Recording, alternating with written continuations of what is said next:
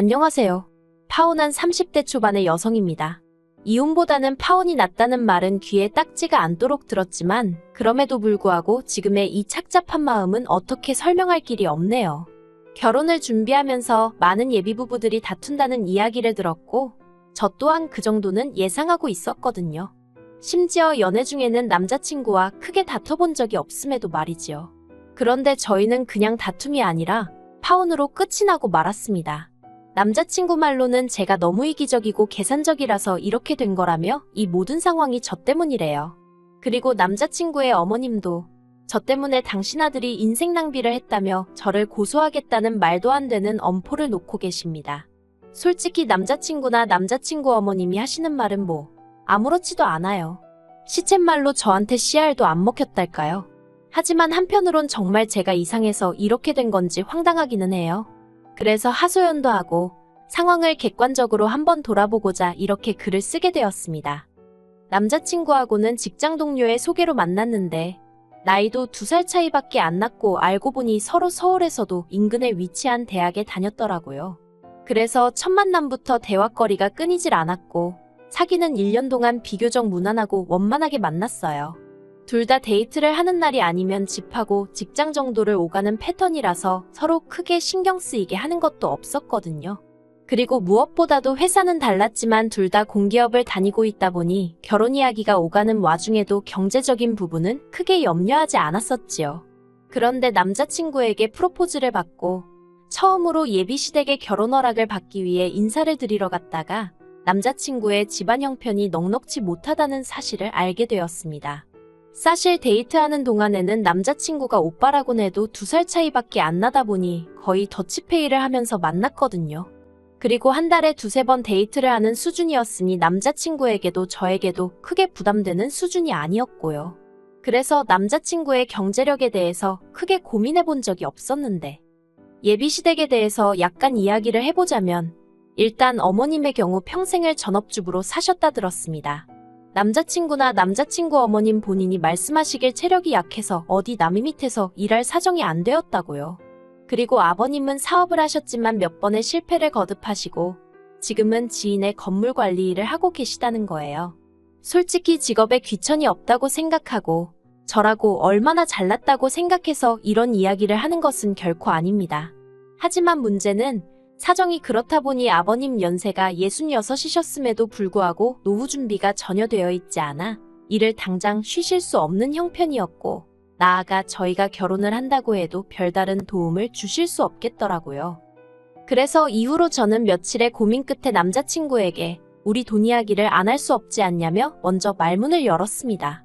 정확히 지금 얼마를 가지고 있고 혹시 주식이나 어디 투자해 놓은 건 있는지 그런 것도 한번 서로 이야기를 해보자고요. 그랬더니 남자친구가 좀 당황해하더니 그런 게 중요하냐입니다.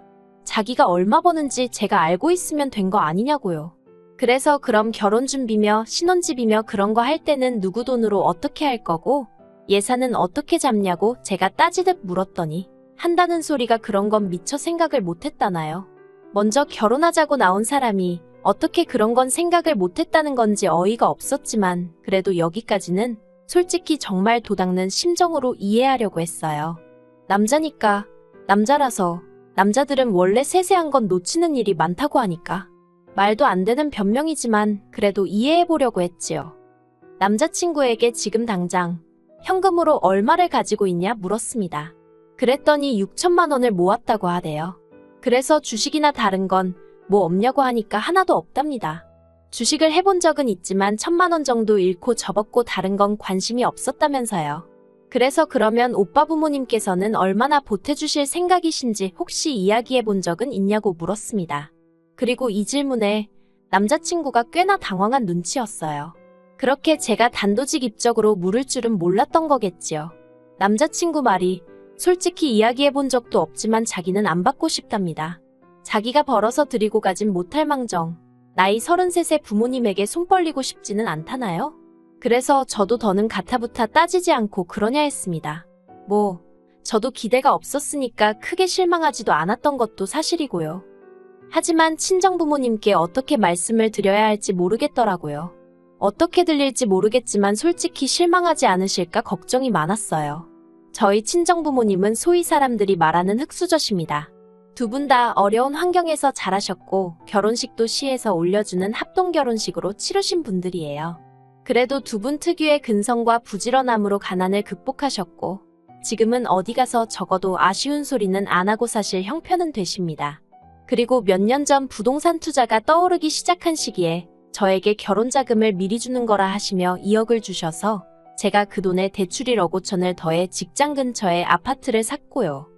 그런데 아파트를 산 이후로는 버는 족족이 대출을 갚다 보니 솔직히 당장 들고 있는 현금은 500만 원 남짓이 전부였어요. 하지만 이게 결혼할 때 문제가 될 거라곤 조금도 생각지 않았던 게 아무리 대출이 끼어 있다고 해도 제가 집을 해가는 거잖아요. 그리고 솔직히 아파트를 팔기만 하면 대출은 한 번에 갚을 수 있을 만큼 아파트 값도 많이 올라있던 상황이었고요. 아무튼 그래서 저희 친정부모님은 그래도 당신들이 저에게 남 부끄럽지 않게 해주셨다 생각하고 계셨고 저도 전적으로 동의하는 바였습니다.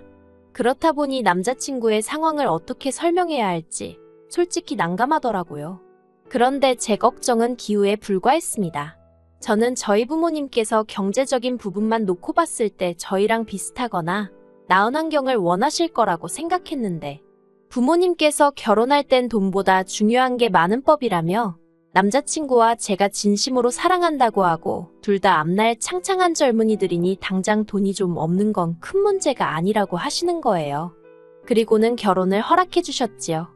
그래서 저는 시쳇말로 까놓고 말해서 남자친구 쪽에서 저나 저희 부모님한테 고마워할 거라고 생각했어요. 생색내자고 유세 부리자고 하는 소리가 아니라 솔직히 아무리 세상이 바뀌었다고 해도 여자 쪽에서 7억이 넘는 아파트를 해가는데 남자 쪽에서 6천만 들고 오는 게 흔한 일은 아니잖아요. 그렇다고 저희 부모님이 남자친구 쪽에다 이거 해와라 저거 해와라 하신 것도 아니고요. 오히려 시계며 정장이며 뭘 해줘야 하냐고 고민을 하시는 분들이셨습니다. 그런데 세상살이가 다 제 마음 같지 않다더니 남자친구 쪽에서 나온 이야기는 정말 예상 밖이었어요. 양가에서 결혼 허락을 받고 조금씩 결혼 준비를 해나가는 중이었는데 하루는 남자친구가 집에 관해서 할 이야기가 있다고 하더라고요. 그리고 저로서는 무슨 이야기를 하려고 그러는 건지 짐작도 되지 않은 상황이었어요. 그런데 남자친구가 자기 6천만 원 이야기를 꺼냈습니다. 아무래도 제 아파트에 대출이 1억 정도 남아있긴 했지만 남자친구가 모았다는 6천만 원으로 대출을 갚아버리면 저희가 결혼식을 비롯해 신혼여행도 그렇고 혼수도 그렇고 그런 걸 지불할 형편이 되질 않았기 때문에 대출은 대출대로 두고 일단 남자친구가 모은 돈으로 결혼식을 비롯한 여러 가지를 치르자고 한 상황이었거든요. 그리고 돈이 남으면 그 돈으로 차를 한 대 살까 그 정도 이야기만 오가는 중이었달까요. 그런데 남자친구 어머님께서 남자친구더러 그렇게 하지 말고 그 6천만 원을 저를 주고 대신 제 아파트 명의를 공동명의로 바꾸라고 하셨답니다. 아직 집에 대출이 1억이나 남아있으니 엄밀히 말하자면 제가 집을 해오는 거라고 볼 수가 없다면서요. 그래서 제가 남자친구더러 어머님 말씀대로 하면 돈이라고는 내가 가진 500만 원이 전부인데 그걸로 결혼식이며 뭐며 다 어떻게 하냐고. 그리고 오빠 생각에는 그러면 7억짜리 아파트에 6천만 원을 내고 공동명의를 하라는 어머님 말씀이 맞는 것 같냐고 물었습니다. 그러자 남자친구가 우물쭈물하더니 6천을 보태고 남은 대출 4천도 같이 갚으면 되지 않냐는 거예요. 제가 어이가 없어서 그래. 오빠 말대로 남은 4천을 같이 갚는다고 쳐도 그래봤자 오빠가 쓰는 돈이 1억이 안 되는 건데 정말 어머님 말씀이 맞는 것 같냐고 다시 물었습니다. 그러자 남자친구가 저더러 그렇게 따지다 보면 뭐 10원짜리까지 따질 거냐는 말도 안 되는 소리를 하는 거예요. 그리고 이 시점에서 이미 저도 너무 황당해서 처음으로 이 결혼을 하는 게 맞나라는 생각까지 하게 되었지요. 그래도 사실 그 순간 바로 파혼하자 소리는 못했고 혹시 내가 뭘 잘못 생각한 부분이 있나 싶어서 며칠 동안 혼자 소가리를 했어요. 그런데 아무리 곰곰이 생각을 해봐도 7억짜리 집에 대출 1억이 있다고 집을 해온 게 아니라는 소리를 들을 정도인가 싶더라고요. 그리고 공동명의라니 그게 가당키나 한가 싶었고요. 그래서 고민 끝에 남자친구와 만나 공동명의는 못하겠다고 했습니다. 계획대로 오빠 돈으로 결혼식이며 필요한 데 쓰고 남으면 차를 사던지 하자고 그게 아니면 결혼 자체를 다시 생각해보자고요. 그랬더니 남자친구가 제가 이해가 안 된답니다. 자기 돈으로 대출을 갚으면 매달 나가는 원금하고 이자가 아껴지니까 돈도 더 빨리 모을 수 있지 않냐면서 결혼식이랑 다른 돈 들어가는 건 일단 카드로 할 수 있는 건 하고 축의금도 들어오니까 그걸로 대충 해결할 수 있을 거라면서 차도 당장 필요한 게 아니니까 안 사도 되지 않냐고요. 그래서 제가 그렇게 한다고 해도 공동명의는 못 해준다니까. 저더러 야같다는 거예요. 그러면서 한다는 말이 막말로 자기 돈 6천으로 자질구레한 데다 다 쓰고 나서 저랑 이혼이라도 하게 되면 자기한테 남는 게 뭐가 있냐며 저한테 너무 이기적이라나요. 그리고 남자친구가 그런 생각까지 했다는데 저는 정말 크게 충격을 받았습니다. 곰곰이 생각해보면 남자친구가 뭘 걱정하는지 아예 이해 못할 것은 아니었지만 그래도 결혼을 앞두고 이혼을 하게 되면 자기가 손해를 얼마나 볼지 그런 걸 따지고 있었다는 사실 자체가 소름이 끼쳤달까요. 그래서 그전까진 제가 남자친구가 행여 기분이 상하진 않을까 싶어서 돈에 관해서는 할이야기를 돌려서 하기도 하고 한마디로 정말 배려를 했는데 말귀를 못 알아들어 먹는 건지 말이 안 통하는구나 싶어서 대놓고 말하기 시작했어요. 그런 식의 논리면 나야말로 오빠 말대로 공동명의해줬다가 이혼이라도 하게 되면 어떻게 하냐고요. 그러자 남자친구가 그러니까 이혼을 안 하면 되는 거 아니냐며 화를 내는 거예요. 사귀는 동안 의견이 늘 일치하는 것은 아니었지만 그래도 말이 안 통한다 싶은 적은 없었는데 남자친구가 보이는 뻔뻔한 태도에 저는 정말이지 두 손 두 발을 다 들고 싶은 심정이었습니다. 그래서 남자친구더러 아무래도 우리 결혼은 다시 생각해보는 게 좋겠다고 했어요. 그리고는 남자친구에게 오빠 도움이 없어도 빚은 내가 혼자 갚을 수 있고 차도 내가 필요하면 살 능력은 된다고. 나는 오빠가 가진 게 없어도 딱히 바라는 게 없었는데 오빠는 그게 아닌 것 같으니 결혼은 안 하는 게 낫겠다 했습니다. 그런데 정말 가증스럽게도 제가 자기 예상보다 세게 나가서 그런 건지 갑자기 꼬리를 내리는 거예요. 아무래도 자기가 표현을 잘못한 것 같다면서 그런 뜻이 아니었다나요? 하지만 그날 이후로 저는 남자친구의 모든 연락을 거부하기 시작했습니다. 헤어지자고 말은 해놨으니 막말로 남자친구 쪽에서 받아들이든 받아들이지 못하든 그건 제 알바가 아니라고 생각했거든요. 그러자 남자친구는 처음엔 전화를 그렇게 해대더니 1시간에 10몇 개에 달하는 문자를 보내기 시작했고 급기야는 제 회사 이메일 주소로 사적인 이메일까지 보내는 게 아니겠어요. 자기도 사회생활하니까 회사 메일로 사적인 내용을 보낸다는 게 서로에게 얼마나 좋지 못한지 뻔히 알면서 그러더라고요. 그리고 남자친구의 찌질하고 경솔한 행동에 저는 그나마 남아있는 정도 뚝뚝 떨어지는 듯 했습니다. 그리고 급기야 어떻게 된 건지 한 번밖에 뵌 적 없던 남자친구 어머님까지 저희 회사 앞으로 찾아오셨더라고요. 너무 당황스러웠지만 로비에 보는 눈도 많고 아는 얼굴들도 있어서 일단 근처 카페로 모시고 갔어요. 그리고는 어떻게 무슨 일로 오신 거냐 물었습니다. 남자친구에게 저희 헤어진 거 못 들으셨냐고도 했고요. 그러자 그 일 때문에 오셨다면서 저더러 너무 괘씸해서 한마디 하러 오셨다나요. 황당했지만 여전히 회사 근처라서 저도 똑같이 큰 소리를 낼 수도 없었고 그래서 일단은 듣고만 있었어요. 그런데 남자친구 어머님 말씀이 정말 하나하나 가관도 아니더라고요.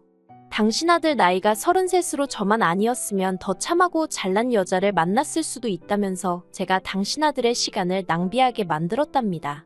그리고 당신은 그런 것도 감안해서 아파트 공동명의 이야기를 꺼냈다는 거예요. 솔직히 무슨 소리를 하는 건지 이해가 전혀 되질 않았어요.